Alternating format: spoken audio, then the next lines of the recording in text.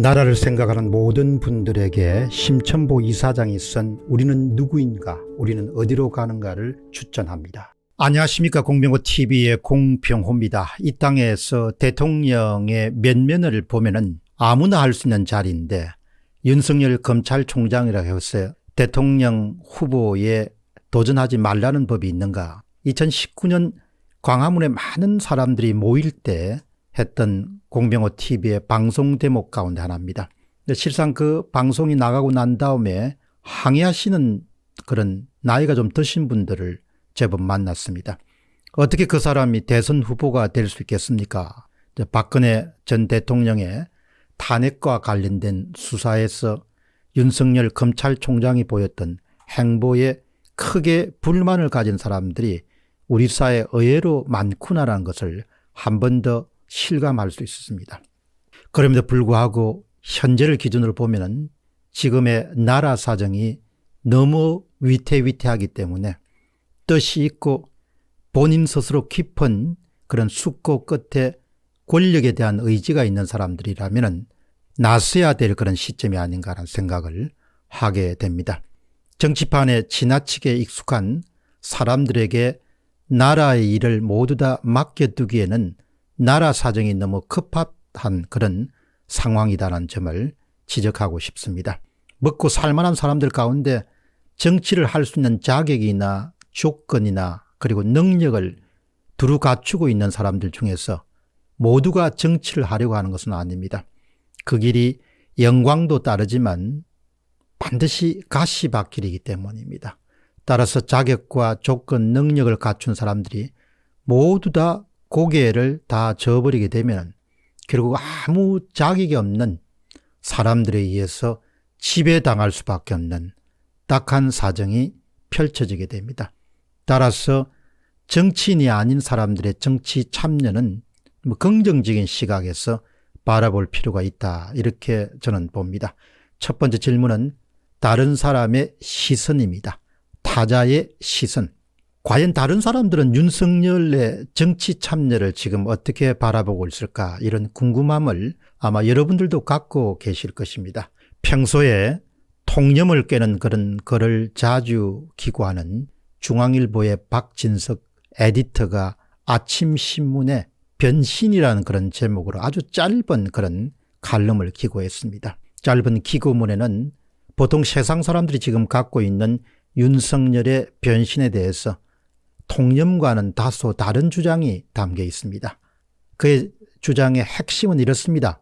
정치라는 것이 결국 대중들이 원하는 것을 말하고 원하는 대로 행동해야 되는데, 그동안 원칙을 지키려고 노력해왔던 윤석열 전 검찰총장의 과거까지 정치판에 뛰어들므로써 부정당하는 그런 불우한 또 불행한 일들이 발생할 수 있지 않겠느냐. 그렇기 때문에 박진석 에디터는 윤석열의 정치인으로의 변신을 지지해야 될 어떤 이유를 찾기가 힘들다, 이런 통념과 다소 이제 반하는 그런 주장을 내놓았습니다. 박진석 에디터의 기고문 가운데 핵심 메시지는 다음과 같습니다. 정치는 소신이나 진실 대신에 지지층이 원하는 발언을 해야 살아남을 수 있는 것이다. 그것은 바로 대의민주주의가 갖고 있는 특성 가운데 하나다. 결과적으로 그 바닥에는 진실이나 사실을 말하는 사람이 소수일 수밖에 없다. 약간의 설명을 더하게 되면 대의민주주의란 것은 표에 따라서 움직이기 때문에 때로는 사실이나 진실도 외면해야 되고 지지층들이 원하는 그런 발언을 대행해서 해야 되는 것이 바로 정치판이다라는 그런 지적입니다. 또 박진석 칼럼은 계속됩니다. 미국의 현실화될 정치 입문 이후에 윤석열 전 검찰총장의 발언에 신뢰도는 역시 급강화할 것이다. 더욱 치명적인 것은 살아있는 권력에 대해서 큰 칼을 휘두르던 그의 총장 시절의 행보까지도 정파적 이해에 기반을 둔 오염된 지휘권 행사가 아니었나는 그런 의심을 받게 된다는 사실이다. 걱정은 충분하게 저는 이해할 수가 있습니다. 그러나 이미 루비콘 강을 건너듯 보이는 마당에 부질없는 얘기지만 지금이라도 윤 전 총장이 정치를 하지 않겠다고 선언했으면 좋겠다. 이런 아주 통념과 반하는 박진석 에디터의 그런 글입니다. 완벽한 정치적 독립성을 보여준 최초의 검찰총장상에 가장 건접했던 인물이었던 만큼 정치인으로서의 변신이 그 가치를 갉아먹는 결과로 이어질 수 있다는 그런 아쉬움을 갖고 있다. 검사 윤석열과 달리 정치인 윤석열에 대해서는 아직 지지해야 될 뚜렷한 이유를 찾지 못했기에 더욱 아쉽다. 이렇게 아주 통념과 반대되는 박진석 에디터의 좋은 글이었습니다.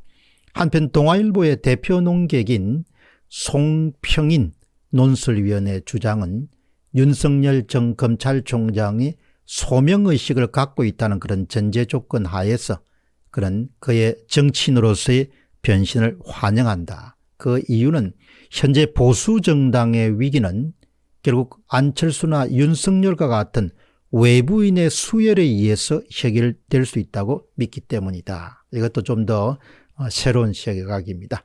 송평인 논설의원의 주장은 다음과 같이 결론장에 나옵니다. 문제는 윤석열에게 소명의식이 있느냐는 것이다. 소명의식이란 자신이 지향하는 정치적 목표를 향해서 거듭되는 실패도 굴하지 않고 밀고 나가는 힘이다. 이렇게 정의했습니다.